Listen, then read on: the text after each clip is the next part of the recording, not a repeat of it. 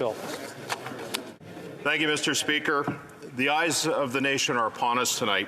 Earlier today, the Prime Minister signaled, as did a member of his backbench, that tonight's vote is a confidence vote.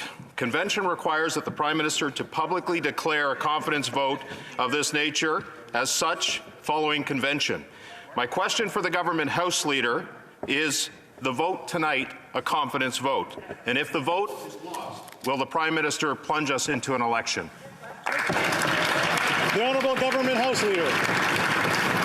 Mr. Speaker, I appreciate the debate, but it's time to vote. Here, here. The question is the following one.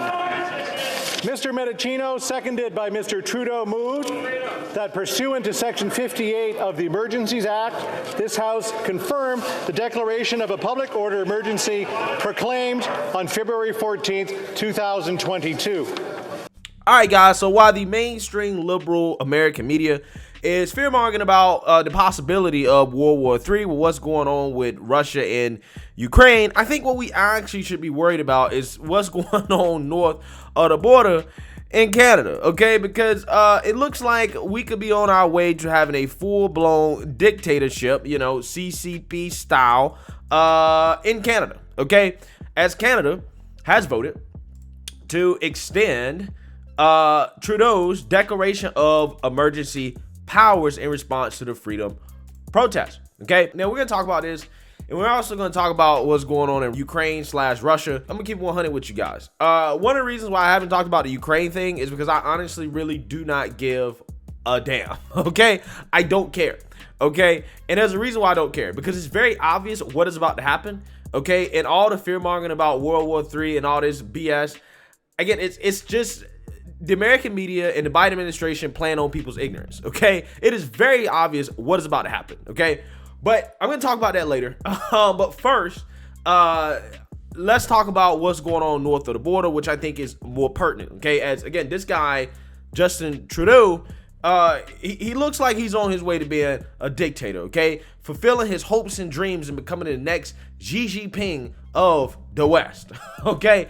Let's read here.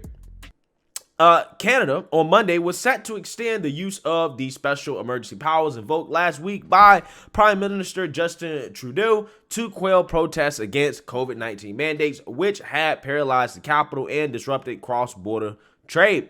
The Canadian legislature on Monday evening will vote to approve a cabinet order that invoke powers available under the country's Emergency Act for a full 30-day period. The order authorizes police to designate certain areas, including the streets around Ottawa's Parliament Hill, as no protest zones where people could be subject to arrest, and to compel service providers like tow truck operators to remove vehicles from the scene. The powers also took aim at protesters' financial assets and sources of cash.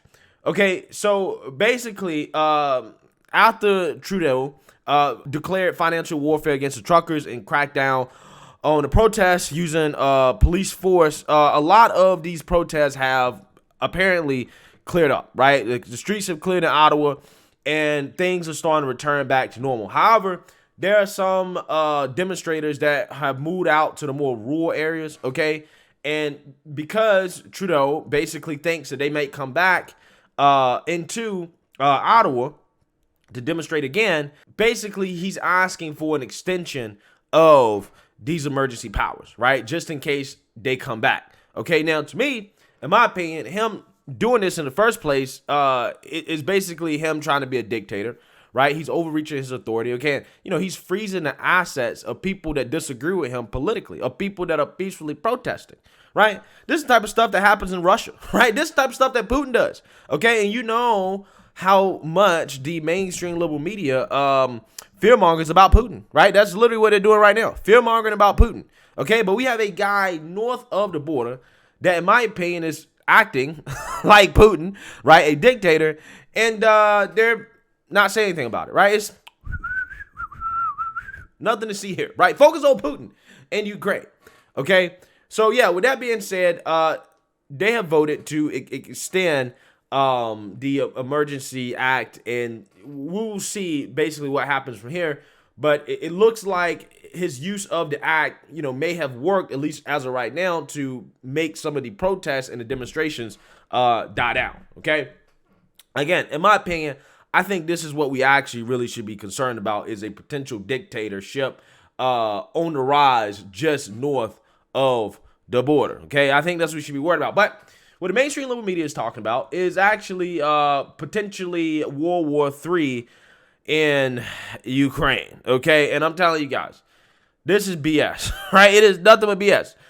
For the last couple weeks, they have been basically warning us because Putin was basically stacking troops on the border of Ukraine, right? There was reports of like hundreds of thousands of troops out there, and they were in basically formations that suggest that they could invade, okay? Right? They've been saying Putin's going to invade Ukraine, right? He's going to invade Ukraine any day now. Any day is going to happen, right? But it hasn't really happened, okay? At least up until today, really a few hours ago, in which, Putin's actually ordering troops allegedly to go into pro-Russian regions of eastern Ukraine. Now, Kamala Harris, right, who's totally qualified for this job, right, totally qualified to stand up to Putin and to know what to do in a situation like this, actually got roasted in her response to potential conflict in Europe, in which she gave a address that basically was a word salad. Take a listen. But if Putin has made up his mind, do you feel that this threat that has been looming is really going to deter him? Absolutely. We strongly believe.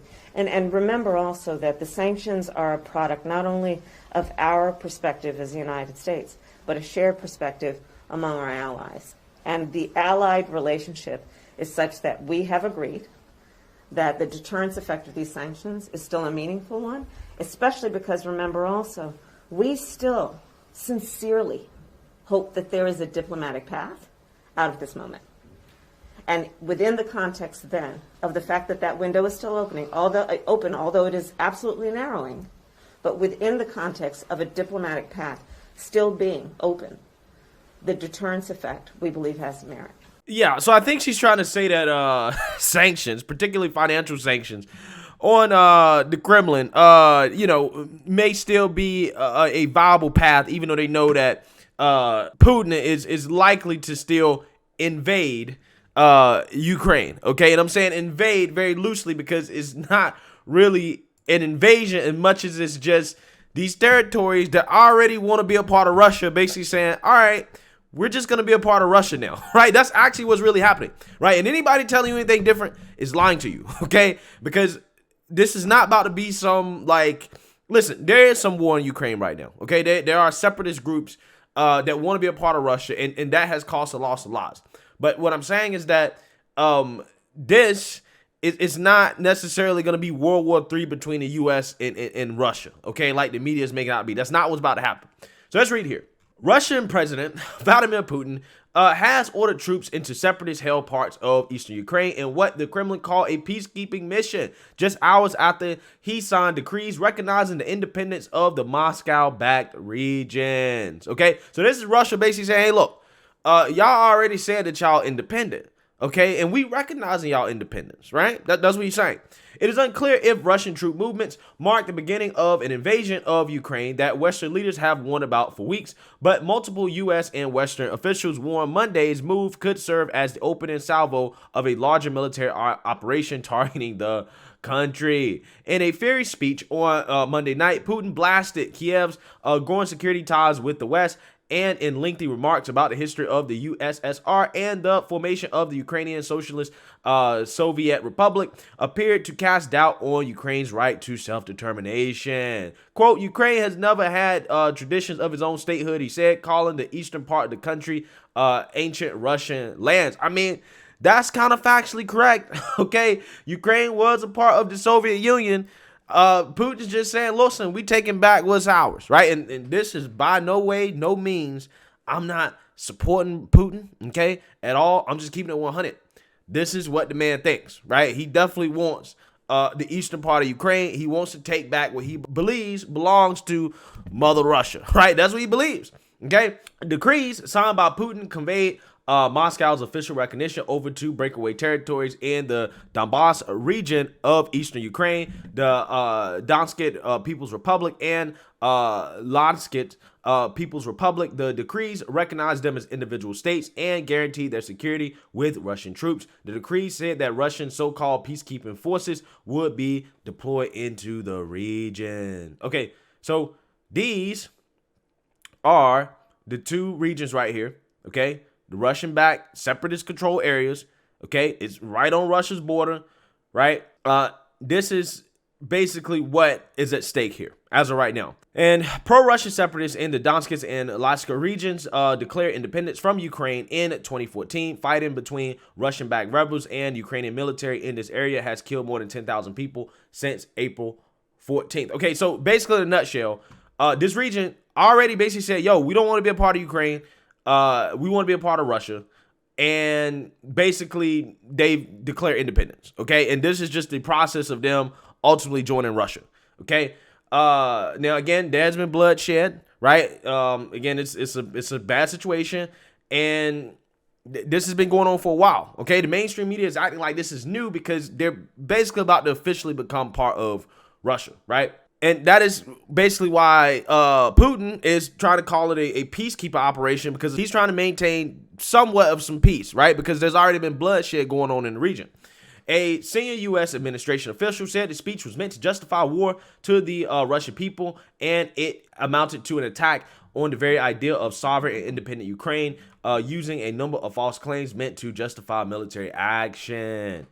The human cost of further Russian invasion and occupation will be devastating, the official said. Separatists in eastern Ukraine have long had substantial backing from the Kremlin, with the U.S., NATO, and Ukrainian officials said Moscow supplies them with advisory support and intelligence and embeds its own officers in their ranks. Russia has always denied having its own troops on the ground. Moscow has also distributed hundreds of thousands of Russian passports to people in Donbass in recent years, with Putin attempting to establish facts on the ground by naturalizing Ukrainians as Russian citizens. Kiev and the West maintain that the region is part of Ukrainian territory, although the Ukrainian government asserts that the two regions have been in effect Russia occupied since 2014, when the conflict in eastern Ukraine began. Again, ding, ding, ding, ding, ding. Okay, so in a nutshell, what is about to happen?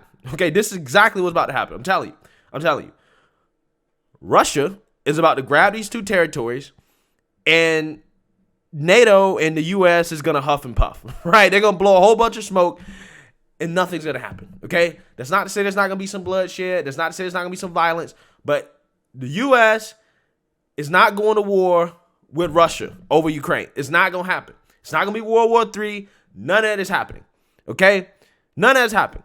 The most that could happen, the most conflict between the U.S. and Russia over Ukraine would be some type of proxy war, right? But that's not an actual war, okay? Two nuclear nations are not going to get in a direct war with each other. Now, we'll do proxy wars with Russia all day long. We've been doing proxy wars with Russia in Syria. We've been doing it in Afghanistan. We've been fighting Russia all over the place, all over the globe, right? Except actually in Russia, right? Or Ukraine, okay? For that very reason.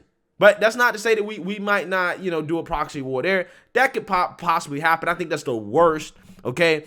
But we're not actually really going to go to war there. What is happening is that Biden is playing this up as a distraction from what is actually going on here in the U.S. and in Canada, right? He's trying to distract the American people from his low approval rating and inflation and all the problems going on here in America, and say, no, look at Putin. Putin, look what he's doing. He's about to invade Ukraine, right? When he knows that these two regions, they already want to be a part of Russia. They're effectively already a part of Russia. They're going to have some vote where 80 to 90% of the people there are going to say, yeah, we want to be a part of Russia. And then that's what's going to happen. And that's going to be it. It's going to be basically what happened with Crimea. Russia's just going to grab it. It is what it is. And they ain't going to do nothing, right? They're going to huff and puff and blow smoke, right? That's literally what's about to happen. So, hey, this is why I really don't care about this, because it's very obvious that Russia is simply going to take what they believe is theirs, and they're not going to do anything about it. It's very simple. But, hey, I could be wrong. What do I know? I'm just some dude on the internet. Let me know what you guys think. Make sure you like, comment, and subscribe. Most importantly, share a Black conservative perspective. Peace.